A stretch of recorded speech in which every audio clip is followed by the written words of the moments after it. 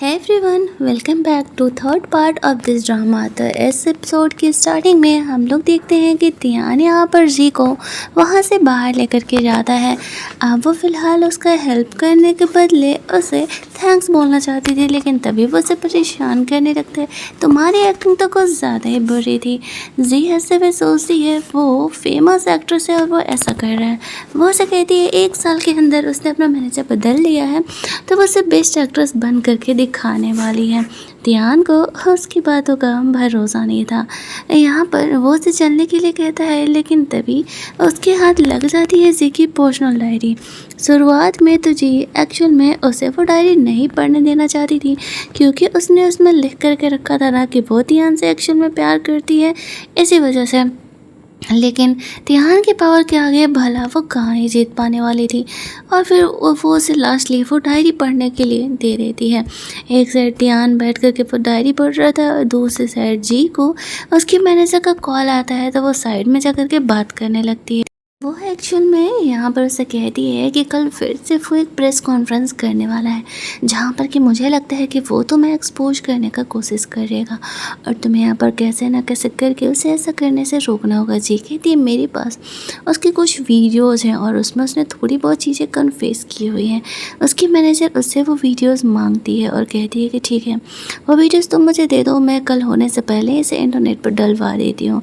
इससे वो को काफ़ी ज़्यादा क्रिटिसिज्म मिलेगा और कोई उसकी बातों पर भरोसा नहीं करेगा। तो जी वैसा ही करती है, उसके मैनेजर को वो वीडियो का फुटेज भेज देती है।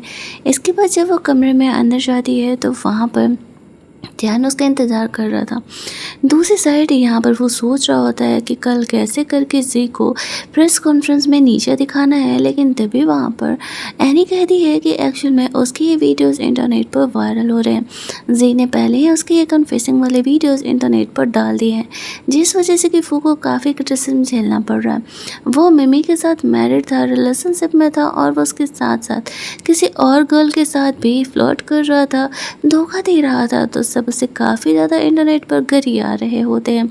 अब ऐसी बात है, कोई यहाँ पर फू की बातों का कल तो ट्रस्ट नहीं करने वाला था, लेकिन यहाँ पर वो दिमाग लगाता है कि वो कैसे न कैसे करके इन वीडियोज़ को फेक प्रूफ करेगा और यहाँ पर तियान उसका हेल्प करेगा, क्योंकि उसे पता था कि तियान और जी का रिलेशन ठीक नहीं है, उनका ये सीक्रेट मैरिज चलने नहीं वाला है।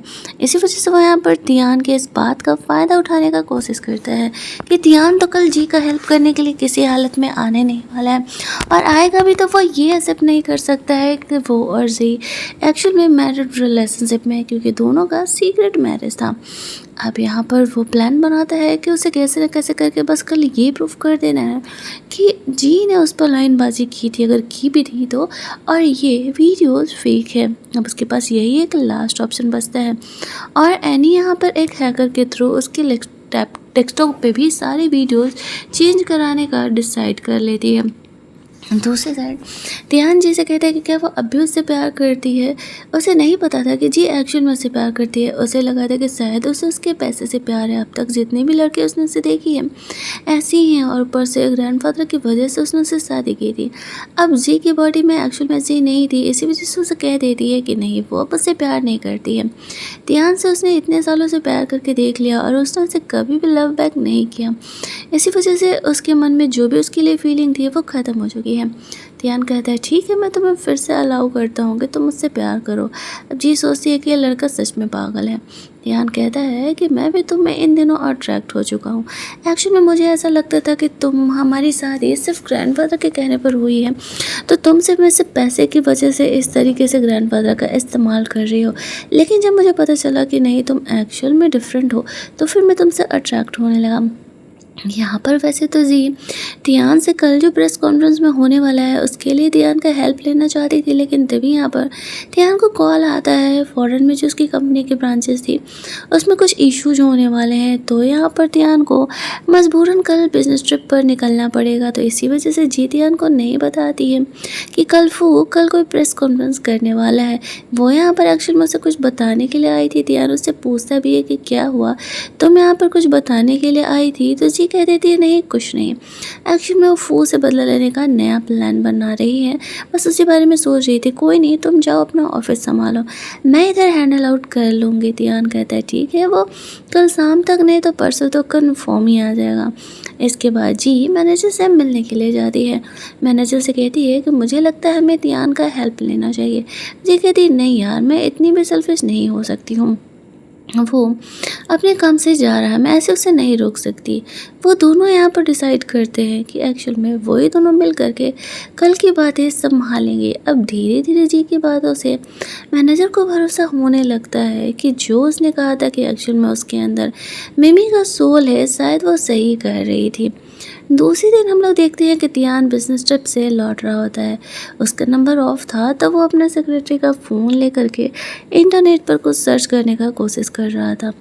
दूसरी साइड हम लोग वो प्रेस कॉन्फ्रेंस वाला सीन देखते हैं जहाँ पर कि फू भी एनी के साथ था और सबको ये प्रूफ कर रहा होता है जो वीडियो वो लोग देख रहे हैं एक्चुअल में वो वीडियो सब फेक है, फैब्रिकेटेड है, उसमें वो है ही नहीं।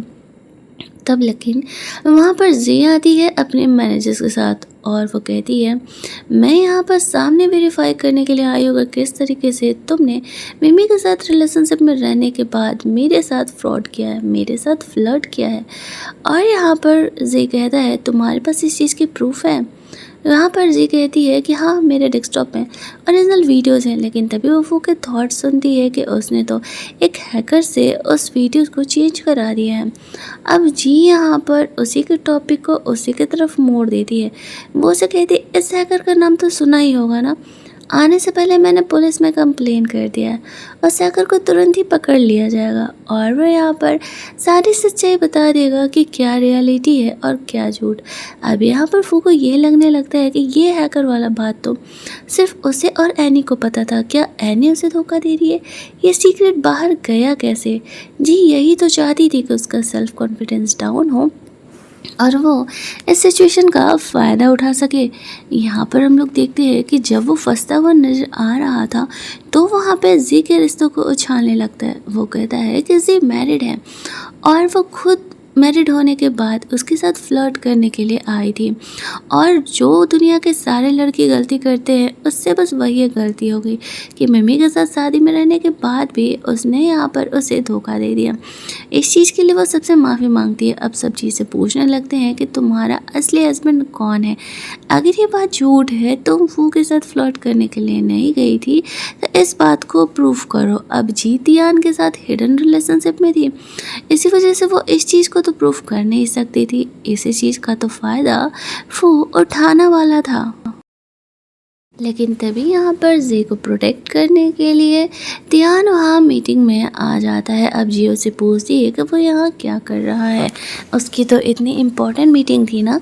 तियान उसे कहता है मेरी कंपनी तुमसे बढ़ के नहीं रहा है, कोई यहाँ पर मेरी वाइफ को बुली कर रहा है और मैं यहाँ पर पैसे कमाने के बारे में सोचूं, ऐसा कैसे हो सकता है। जैसे ही वो ये बात कहते हैं सारे रिपोर्टर्स यहाँ पर सवाल उठाने लगते हैं, क्या ये बात सच है। सबको प्रूफ करने के लिए तियान यहाँ पर सबके सामने जी को किस कर लेता है और कहता है हाँ ये मेरी रियल वाइफ है, मेरा और इसका हिडन रिलेशनशिप था, हिडन मैरिज था, मैंने किसी को नहीं बताया था क्योंकि जी की इमेज ख़राब होती। वो एक एक्ट्रेस है और फेमस होने से पहले ही वो मैरिड होगी तो फिर इससे प्रॉब्लम हो सकते हैं। सारे रिपोर्टर्स को लगने लगता है कि तियान सच ही कह रहा है, वो और जी यहाँ पर मैरिड है। साथ ही में वो उसे कहता है कि जो ये फू कह रहा है वो झूठ कह रहा है। मेरी वाइफ जी उसके साथ फ्लर्ट करने के लिए नहीं गई थी, बल्कि उसी ने उसकी वाइफ को फंसाने का कोशिश किया था और जो वो वीडियोस वो देख रहे हैं वो बिल्कुल रियल है। वो इन चीज़ों को प्रूफ कर सकता है। अब जब यहाँ पर फू फंस जाता है तो उसे डर था कि कहीं ये मिमी का मौत का भी सच बाहर ना आ जाए, इसीलिए वो अपनी गलती को एक्सेप्ट कर लेता है और ख़ुद को सबके सामने चीटर प्रूफ कर देता है और सबसे माफ़ी भी मांगने लगता है। फ़िलहाल उसके पास ये सिचुएशन में ये करने के अलावा कोई ऑप्शन नहीं था। जी को ये देख कर के काफ़ी सुकून मिल रहा था। उसे वापस से वही थॉट सुनाई देते हैं कि कोई अभी उसे मारने के बारे में सोच रहा है, लेकिन आखिर कौन है। यहाँ पर फू सोच नहीं रहा, एनी सोच नहीं रही, मैनेजर सोच नहीं रही, तियान उससे प्यार ही करता है, तो आखिर कौन हो सकता है वो। इस कहानी का एंडिंग सच में अनएक्सपेक्टेड है। इस कहानी के लास्ट वीडियो के लास्ट पार्ट तक ज़रूर ही देखना आप लोग वीडियोज़।